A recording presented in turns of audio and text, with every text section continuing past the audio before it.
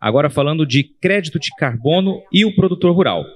A nossa palestrante tem mais de 20 anos de carreira internacional, teve sua primeira experiência no mercado de carbono em 2004 na Europa, onde morou por mais de uma década durante a primeira etapa do protocolo de Quioto, e desde então vem desenvolvendo projetos além de negociar créditos de carbono e outros ativos ambientais, ou seja, entende muito do que vai falar aqui para a gente.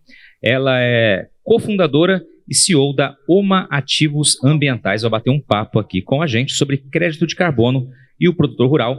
Peço que suba aqui ao palco, então, Juliana Rola.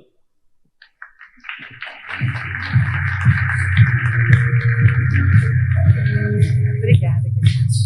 Obrigada. Boa tarde, pessoal. Uma responsabilidade falar depois do almoço, hein? Posso deixar ninguém dormir hoje. Aqui, em primeiro lugar, eu gostaria de agradecer, né, a oportunidade de estar aqui com vocês, a oportunidade que o sindicato abriu. Agradeço, então, a pessoa, né, do Alessandro, e agradeço em especial também ao Marcelo Sampaio e ao Rodrigo da MSI Partners e da Delphos Investimentos, né? E eu vim hoje, então, trazer um pouquinho da minha trajetória nesse mercado de carbono.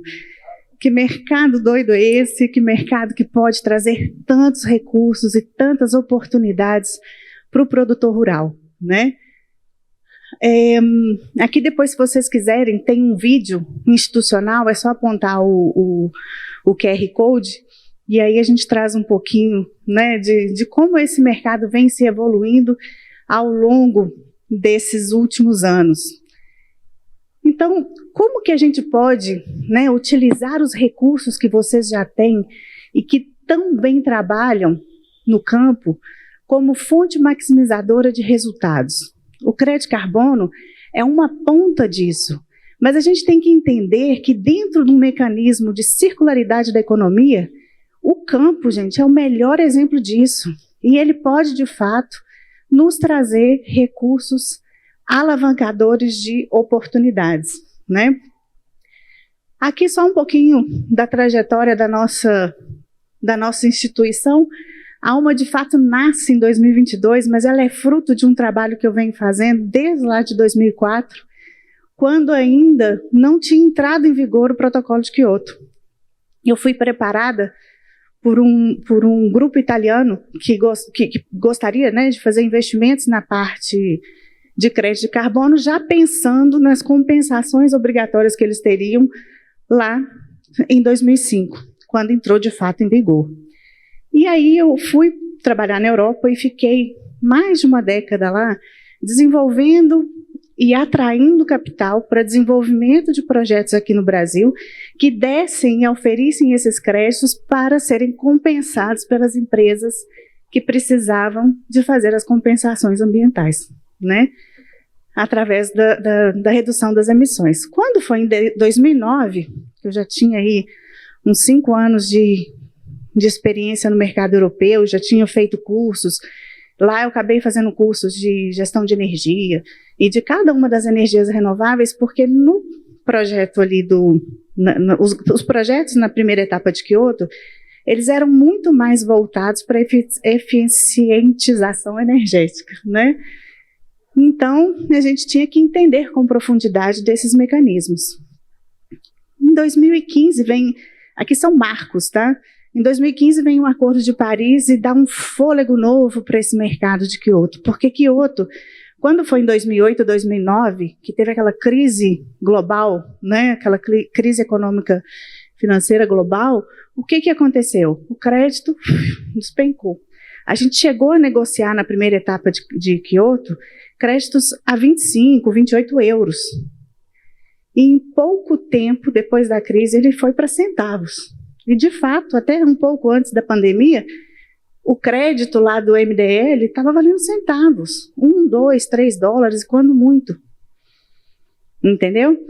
E aí, o mercado voluntário de carbono, a partir de 2015, começou uma curva ascendente. E ele vem crescendo, saindo do mercado regulado, né?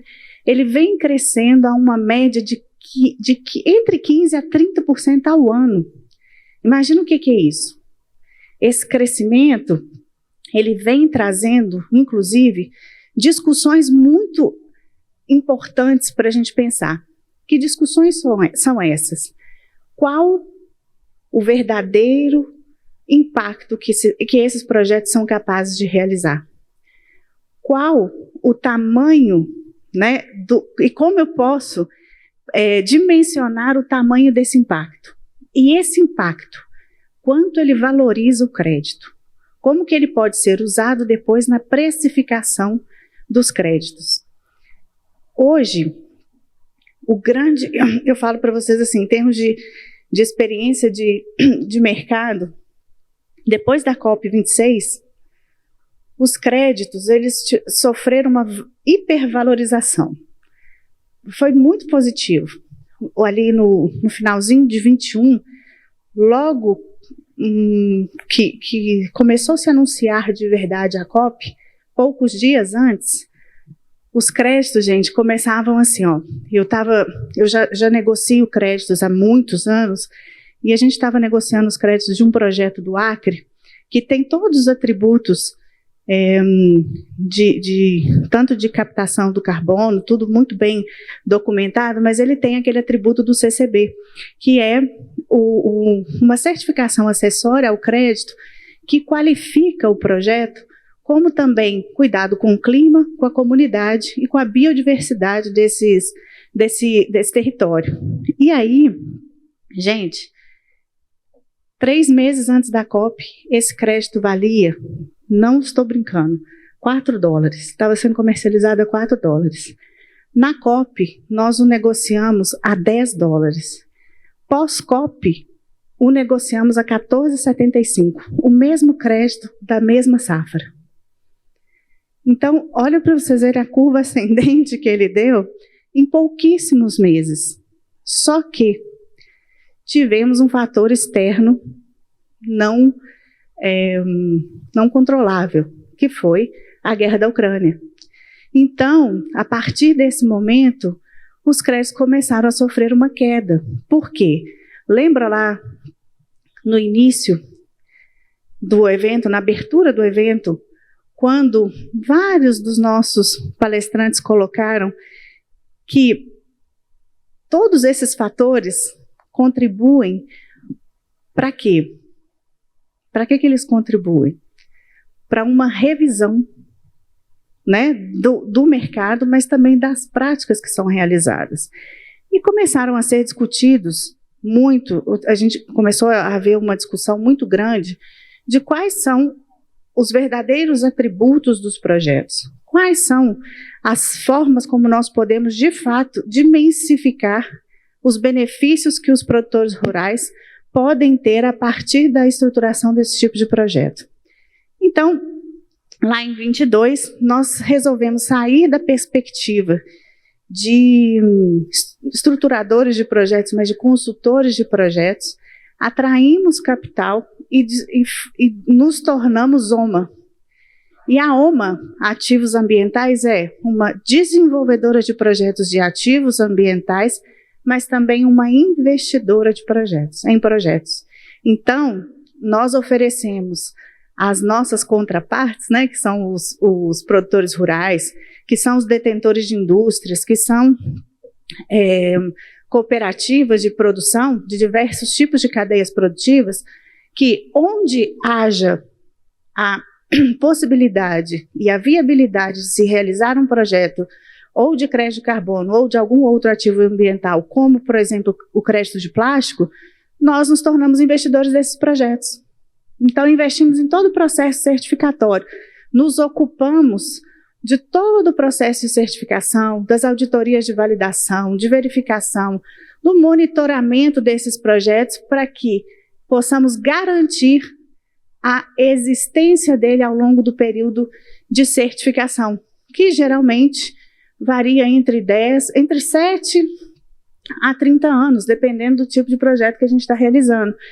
Então, durante esse tempo todo, o produtor rural ou, né, a indústria, ou seja lá quem for desenvolver o projeto, não precisa se preocupar com essa parte da certificação. A gente faz isso. O que a gente precisa é que a parte, né, de vocês, por exemplo, seja cumprida de acordo com os critérios, né, de elegibilidade, de adicionalidade que os projetos solicitam, né, os requerimentos para a gente conseguir fazer os processos de certificação. Então, o nosso papel é contribuir para essa transição para uma economia de descarbonização. O que a gente faz, então? Projetos que geram crédito de carbono, projetos que geram crédito de plástico e o trading. Então, a gente liga vocês, né? A gente faz desde o projeto de estruturação até a ponta final, entregando o crédito para quem compra, né? Porque isso é muito importante. É muito fácil a gente falar, né, de que vamos gerar crédito, mas como que a gente posiciona e coloca esse crédito no mercado? Quanto de fato ele vale? Né? Para quem que é esse comprador? Como é que a gente acessa esse mercado? Então, a gente montou uma mesa de operações mesmo e fazemos também toda essa parte de comercialização desse ativo, de uma forma muito transparente, que é fundamental. O contrato é feito entre o detentor do crédito e o comprador. Ou seja, vocês sabem para quem vocês estão vendendo. E isso, por que nós adotamos essa metodologia de trading? Porque os projetos estão sendo... quando um comprador decide fazer uma compra, ele tem feito uma diligência técnica enorme nos projetos. Para vocês terem uma ideia, ultimamente um processo de diligência de um grande comprador a um projeto tem durado, em média, entre 2 a 3 meses. Porque eles vão verificar cada ponto do que a gente relatou. Inclusive e especialmente qual que é o desenvolvimento socioeconômico local atrelado a esse projeto. Como que a comunidade e os stakeholders, né, as partes interessadas a esse projeto e as comunidades do entorno, como que eles estão sendo envolvidos nesse projeto? Que tipo de benefício, de fato, eles estão tendo a partir da estruturação e da execução desse projeto? Então, isso tudo tem contado. E conta tanto que... Vou citar um exemplo. Esse projeto que eu citei, que ele saiu, né, de $4 e foi lá para 14,75, pelos atributos que ele tem, ele vale cerca de, dependendo do comprador, né, dependendo do tipo de precificação que eles fazem, da safra do crédito, ele vale entre 40% a 100% mais do que créditos também florestais que não tenham os atributos de preservação do clima, da biodiversidade e do envolvimento da comunidade no projeto. Olha como que o ESG, bem relatado e bem comprovado, que é aquilo que a gente falou hoje mais cedo, né? As questões precisam, né? As práticas precisam estar sendo regularmente e com perenidade realizadas, mas também com a possibilidade de serem traçadas. Como que a gente vai comprovar que isso está sendo realizado? Uma vez que é comprovável, uma vez que é verificável, e uma vez que a gente consegue relatar isso, né, de uma forma eficaz, não tem problema. A gente vende bem. Os nossos créditos são muito bem quistos e bem vistos quando a gente consegue fazer todo esse processo com transparência. Agora, quando a coisa é meia boca, aí acontece aquilo que o Jaime estava falando hoje, a dupla contagem de créditos. E é o que a gente precisa evitar a todo custo, né? Para a gente trazer o quê? O grau de integridade e de credibilidade para os nossos projetos. Então, para que a gente tenha um compromisso claro e público, nós nos inscrevemos e somos signatários, eu não posso dizer a palavra signatários, mas nós somos participantes do Pacto Global. E somos também, né, todas as nossas práticas e todos os nossos projetos, eles buscam fazer com que a inovação, a integridade e o desenvolvimento socioeconômico local sejam atributos dos projetos. E como que a gente faz isso? Incentivando e investindo nos projetos, investindo em soluções, investindo em pessoas, investindo e atraindo investimento também para cadeias produtivas que possam vir a ser desenvolvidas a partir do conhecimento de quais tipos de recursos aquela área tem e que hoje pode não estar sendo explorado. Por exemplo, uma fazenda, uma floresta, que hoje está sendo utilizada somente para fazer o projeto, né, de carbono e contabilizar o carbono florestal. Ok, é uma fonte de receita. Mas será que essa fonte de receita sozinha para em pé? Pode ser que sim, pode ser que não. Se o mercado vai para cima e para baixo, para de pé? Pode ser que em alguns momentos sim, como pode ser que em alguns momentos não. Então, o que a gente faz? A gente busca desenvolver atributos a essa área, entendendo quais as outras fontes de receita essa área pode trazer. É castanha? É açaí? É cacau? É café? Não sei, tem inúmeras possibilidades que uma floresta pode trazer para a gente de recursos. Então, a gente desenvolve, faz um estudo dessas cadeias produtivas, atrai capital, desenvolve. E desenvolve o quê? O território, que esse é um ponto fundamental. Eu vou ter que correr, né? Eu tenho 5 minutos. Então, peraí. Vou direto ao ponto. Então, como que a gente contabiliza um crédito de carbono? Um crédito de carbono é uma tonelada de CO2 evitada, sequestrada ou removida do meio ambiente. Então, hoje, as etapas de um projeto de crédito de carbono, ele vai do estudo de viabilidade à emissão desses créditos, passando por uma diligência documental rígida, passando pela elaboração e concepção desse projeto, que é o relatório, né, que a gente apresenta para registro, registramos nas plataformas que sejam, né, as mais adequadas de acordo com a metodologia selecionada, monitoramos, fazemos depois o processo de verificação junto a uma auditoria autorizada e o processo de certificação. Uma vez ok, fazemos junto com o titular dos créditos a emissão dos mesmos e comercializamos. Qual que é a importância, né, do crédito de carbono? Ele é um instrumento muito válido para nos ajudar a fazer o combate, né, às mudanças climáticas e estimula também um desenvolvimento sustentável mais amplo e sistêmico. Como que a gente pode gerar os créditos de carbono? Eu estou passando rápido aqui, mas eu vou para o ponto, tá? Como que vocês, produtores, podem gerar e multiplicar resultados nas fazendas de vocês? O biogás, a Bruna trouxe aqui o exemplo, né, que a biogás vem fazendo nas fazendas.